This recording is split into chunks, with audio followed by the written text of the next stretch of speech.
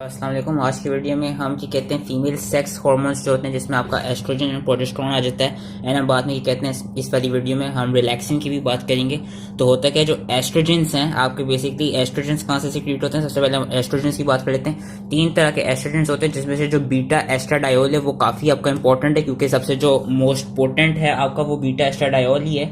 उसके अलावा आपका क्या कहते हैं एस्ट्रोन और एस्ट्रायोल, ये तीनों आपके क्या कहते हैं उसमें एस्ट्रोजेंस की एक तरफ से कह रहे हैं आप क्लासिफिकेशन में एस्ट्रोजेंस की ही एग्जांपल्स हैं तीनों, जिसमें से जो मोस्ट इंपॉर्टेंट है वो है बीटा एस्ट्राडायोल। और ये मोस्ट इंपॉर्टेंट क्यों है क्योंकि जो बीटा एस्ट्राडायोल है ये एस्ट्रोन से 10 टाइम्स पावरफुल है और जो एस्ट्रायोल है उससे ये 300 टाइम्स पावरफुल है। और जो एस्ट्राडायोल और एस्ट्रोन होते हैं ये आपस में इंटरकन्वर्टेबल होते हैं। और ये कहते हैं जो एस्ट्रायोल है ये यूजुअली आपका यूरिन के अंदर फाउंड होता है। एक तरफ से ये मेटाबोलाइट एंड प्रोडक्ट है जो एस्ट्रायोल है। तो मोस्ट इंपॉर्टेंट जो वो बीटा एस्ट्राडायोल होता है। अब जो इसकी सिंथेसिस कैसे होती है, इसकी सिंथेसिस बिल्कुल उसी तरह होती है जिस तरह टेस्टोस्टेरोन की हो रही थी। सारे वही वाले स्टेप्स होते हैं जो टेस्टोस्टेरोन के स्टेप्स में थे। बस इसमें डिफरेंस क्या आता है कि क्या कहते हैं जो आपकी इसकी सिंथेसिस है वो मोस्टली होती है ओवरीज में। ओवरीज के अंदर जो आपके कहते हैं ग्रेनुलोसा सेल्स होते हैं एंड जो आपके कहते हैं थीका इंटरना के सेल्स होते हैं वो आपका सिक्रीट कराते हैं क्योंकि उनके पास एक एंजाइम होता है जिसका स्पेशली जो फॉलिकुलर सेल्स होते हैं जो ग्रेनुलोसा सेल्स होते हैं फॉलिकल्स में, उनके पास जो आपके फॉलिकल्स बनते हैं ओवरीज में उनके पास एक स्पेशल एंजाइम होता है जिसका नाम होता है एरोमेटेस। तो एरोमेटेस एंजाइम आप यहाँ पे याद रखना है, एरोमेटेस के थ्रू टेस्टोस्टेरोन कन्वर्ट हो जाएगा 17 बीटा एस्ट्राडायोल में, जो कि आपकी मोस्ट इंपॉर्टेंट और मोस्ट पोटेंट फॉर्म है एस्ट्रोजन की।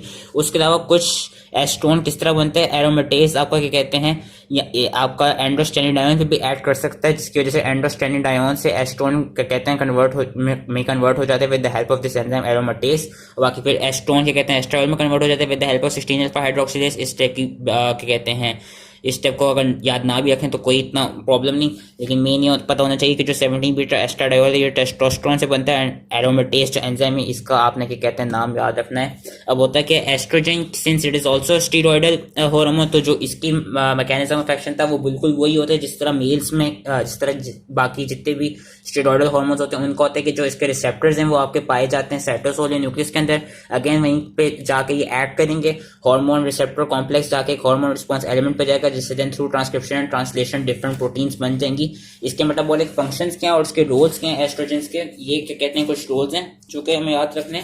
अब होता क्या है जो एस्ट्रोजेंस हैं ये आपका मेनली सेक्रेट होते हैं जब आपकी जो मेंस्ट्रुअल साइकिल चल रही होती है उसमें क्या कहते हैं जो आपकी जो फर्स्ट स्टेज होती है आपके कह रहे हैं ओव्यूलेशन से पहले जिसको हम फॉलिकुलर फेज कहते हैं, उस फेज के अंदर आपकी एस्ट्रोजन की सिक्रीशन ज्यादा होती है और ये एफएसएच और एलएच से क्या कहते हैं कंट्रोल होती है। FSH and LH are hormones of anterior pituitary.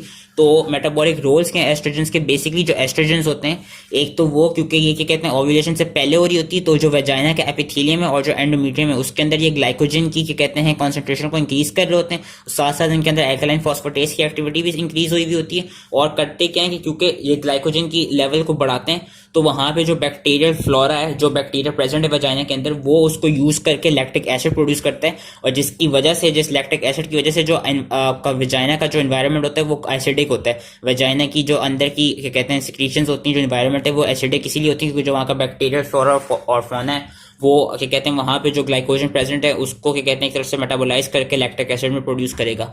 उसके अलावा क्या कहते हैं आपका एस्ट्रोजन का और फंक्शंस क्या है, एक तो मेंस्ट्रुअल साइकिल पे एक तो यही है कि इसने वेजाइना के एपिथेलियम और एंडोमेट्रियम को बढ़ाना है। दूसरा again it's a steroidal hormone, तो it is anabolic in nature, यानी प्रोटीन सिंथेसिस कराता है। कार्बोहाइड्रेट सिंथेसिस तो हमने देख ली किस तरह करा रहा है, प्रोटीन सिंथेसिस ये कराता है। आपका जो यूट्रस है वहां पे प्रोटीन्स अमाइनो एसिड्स का अपटेक कराता है और आरएनए पॉलीमरेज को एक्टिवेट करता है जिससे डिफरेंट प्रोटीन्स की ट्रांसक्रिप्शन एंड ट्रांसलेशन होती है।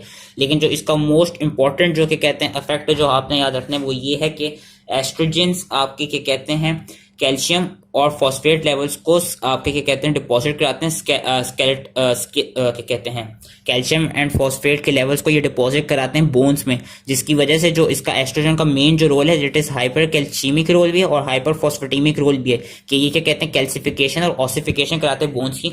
और इसी वजह से होता है कि जब मेनोपॉज आता है, जब वुमेन में क्या कहते हैं मेंस्ट्रुअल साइकिल्स क्या कहते हैं सेसेट हो जाती है, एंड हो जाती है, तो एवरी वुमेन ये क्या कहते हैं हर औरत के साथ यही होता है कि एवरी वुमेन इज लाइबल कि इट विल या शी विल अंडरगो ऑस्टियोपोरोसिस। मतलब बेसिकली इस फंक्शन की वजह से क्योंकि मेनोपॉज से पहले एस्ट्रोजन हमेशा प्रोड्यूस हो रहा होगा तो फीमेल्स की जो बोन डेंसिटी होगी, जो बोन्स की ऑसिफिकेशन होगी वो नॉर्मल होगी। लेकिन सिंस आफ्टर मेनोपॉज हर वुमेन के अंदर क्या कहते हैं एस्ट्रोजन की सिक्रीशन बिल्कुल ही कहते हैं खत्म हो जाती है। इसलिए होता क्या है, मेनोपॉज के बाद हर वुमेन को ऑस्टियोपोरोसिस हो सकता है। तो बीटा एस्ट्राडायोल का एक तो फंक्शन ये कि इट प्रिवेंट्स ऑस्टियोपोरोसिस, लेकिन ये चीज याद रखनी है कि ऑस्टियोपोरोसिस ऑलवेज या usually it always occurs in menopausal women, क्योंकि एस्ट्रोजन की जो सिंथेसिस है वो डिक्रीज हुई होती है।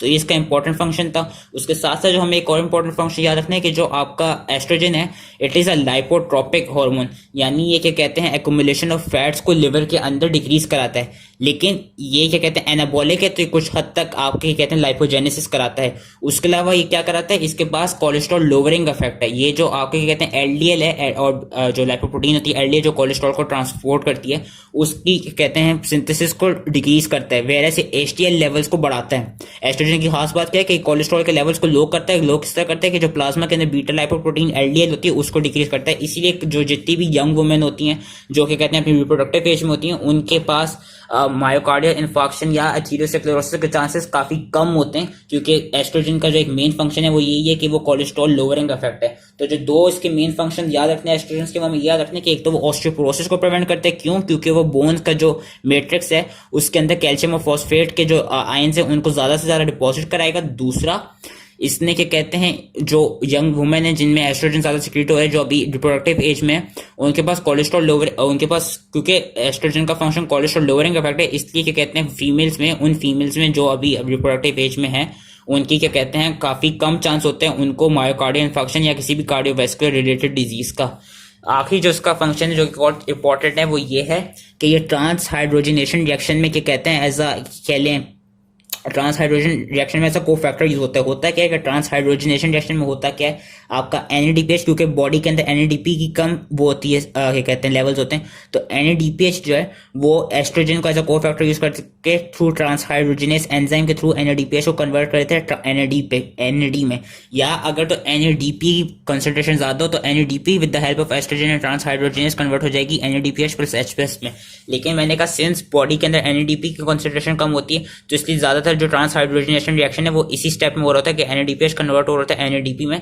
लेकिन अगेन जैसी मेनोपॉज हिट करती है तो मेनोपॉज के बाद क्या हो जाता है, क्योंकि एस्ट्रोजन की सिंथेसिस कम या स्टॉप हो जाती है तो अब एनएडी जो है वो एनएडीपीएच में ज्यादा से ज्यादा बन रहा होगा, जिसकी वजह से होता है कि जो फीमेल्स होती हैं उनको जो पोस्ट मेनोपॉजल फीमेल्स होती हैं वो ओबीस होती हैं। वो ओबीस क्यों होती है? क्योंकि एनएडीपीएच के लेवल्स बढ़ जाते हैं। जब एनएडीपीएच के लेवल्स बढ़े हुए होंगे, क्योंकि क्या कहते हैं एस्ट्रोजन है नहीं तो एनएडीपीएच एनएडीपी में कन्वर्ट नहीं हो पा रहा, उससे होगा क्या कि हमने पढ़ा था जो आपका फैटी एसिड सिंथेसिस है वहां पे एनएडीपीएच अपनी रिड्यूसिंग इक्विवेलेंट्स प्रोवाइड कर रहा होता है, तो वो लाइपोजेनेसिस में एनएडीपीएच पर ऐसा को फैक्टर यूज हो रहा होगा। इसलिए क्या कहते हैं एस्ट्रोजन के तीन जो मेन फंक्शन हो गए वो एक तो ये कि it prevents osteoporosis, how it causes क्या कहते हैं deposition of calcium and phosphate in bones. दूसरा, it has cholesterol lowering effect, तो ये कहते हैं मायोकार्डियल इन्फेक्शन और कार्डियोवैस्कुलर रिलेटेड डिजीजेस को कम करता है। तीसरा, ट्रांस हाइड्रोजनेशन रिएक्शन की वजह से एनएडीपीएच को ये एनएडीपी में कन्वर्ट हो रहा है, लेकिन अगर ये प्रेजेंट नहीं होगा तो एनएडीपीएच एनएडीपी में कन्वर्ट नहीं हो पाएगा, जिससे एनएडीपीएच फिर जो आपको क्या कहते हैं लाइपोजेनेसिस है फैटी एसिड सिंथेसिस है उस स्टेप में चला जाएगा, जिसकी वजह से पोस्ट मेनोपॉजल वुमेन जो होती हैं वो काफी ओबीस होती हैं। ये थी सारी एस्ट्रोजन की फंक्शंस। जो प्रोजेस्टेरॉन है हम उसकी बात कर लेते हैं।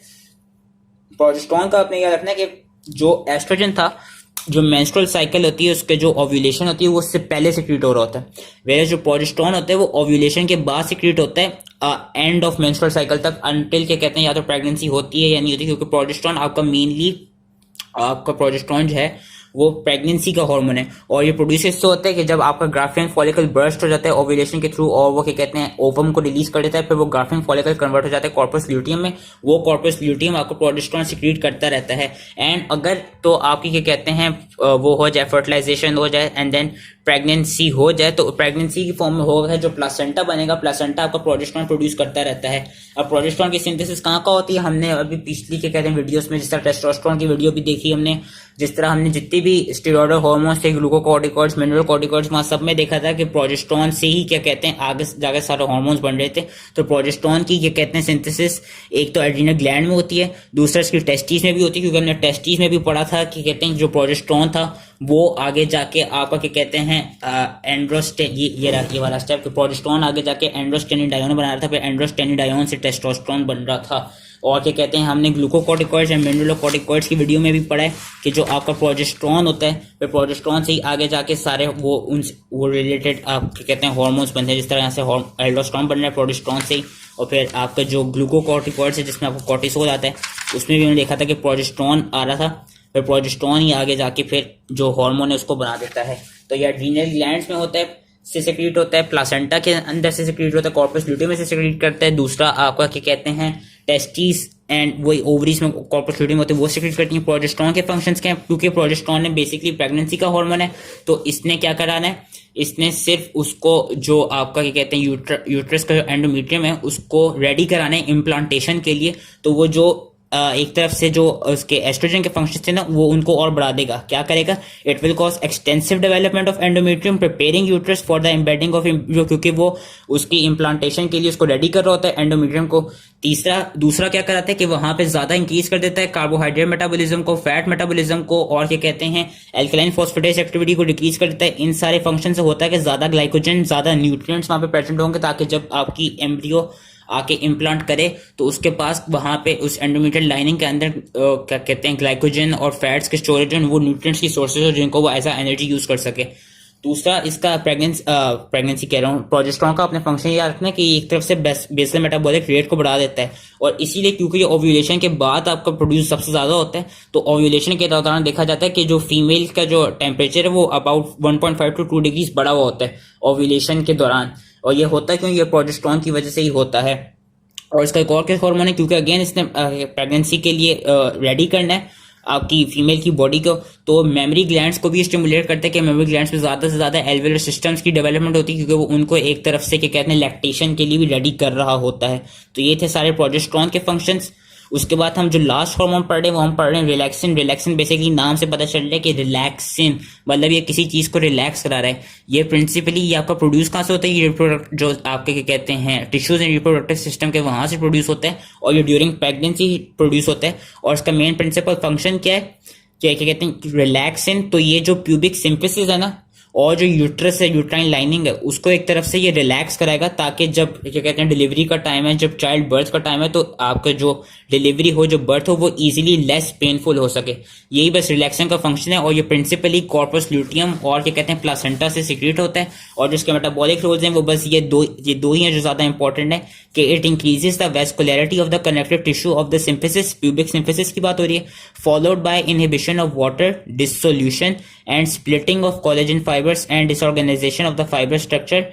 There is depolymerization of mucopolysaccharides of ground substance, और इस सबसे होगा क्या, the above makes separation of the symphysis pubis and a dilatation and softening of the uterine cervix facilitating childbirth. Basically इसने childbirth को facilitate कराने के लिए ये दो functions कराने जिनको याद कर लीजिएगा, ताकि ये कहते हैं आपकी जो childbirth हो वो less painful हो।